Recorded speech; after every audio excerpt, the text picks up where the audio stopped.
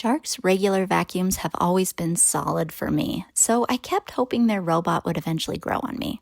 Spoiler alert, it didn't. And once I bought the Dreame L50 a few months ago, the difference was honestly kind of shocking. Today I'm comparing the Shark NeverTouch Pro robot vacuum mop with the Dreame L50 Pro, and I've owned the Shark for about a year while using the Dreame for just a few months. This isn't a quick unboxing comparison. This is all real-world experience after hundreds of runs. Before I jump in, if you want to check out either robot, I'll have affiliate links down in the description. Clicking those helps support the channel at no extra cost. Now, let me show you how these compare. Let's start with the biggest daily life difference, obstacle avoidance.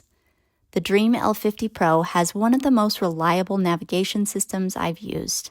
It doesn't just see object, it makes intentional decisions around them. It slows down when something's in the way, adjusts its route, and completely avoids things like cords, socks, and toys with surprising accuracy.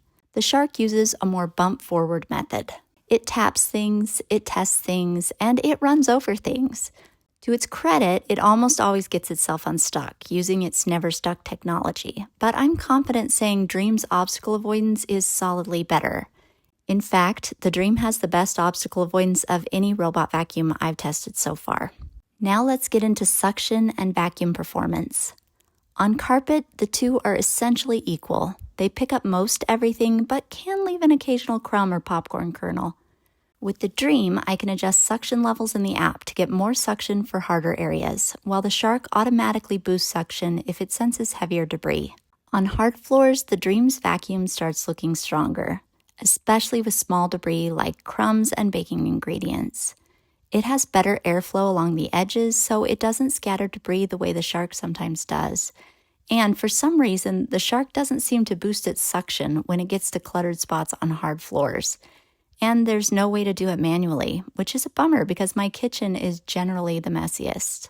Edge cleaning is where the Dreame really separates itself.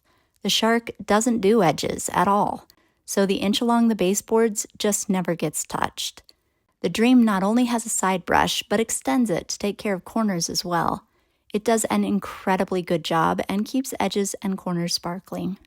Mopping is another area where the Dreame is simply more advanced. The Dreame applies more downward pressure, and you can feel the results. It scrubs instead of just slightly vibrating a damp pad around. Sticky spots, dried juice, footprints, those actually come up with the Dreame's pressure-based system. The Shark's mop pad, by comparison, feels more like a maintenance wipe.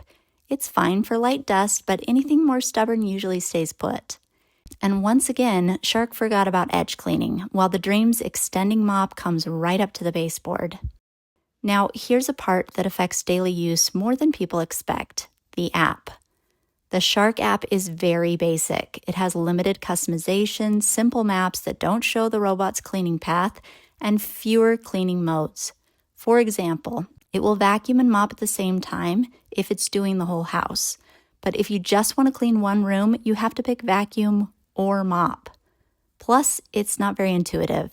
Even after months of using it, I still forget where to find some functions, and it can take a while for me to figure it out. Meanwhile, the Dreame app is fantastic. Definitely one of the best robot vacuum apps available. It features easy map editing, advanced room customization, multiple suction and mopping levels, and tons of restricted zone options with a much smoother, more intuitive interface.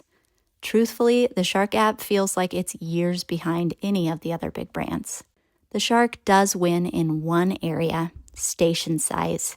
Its station is compact, easy to place, and less visually bulky.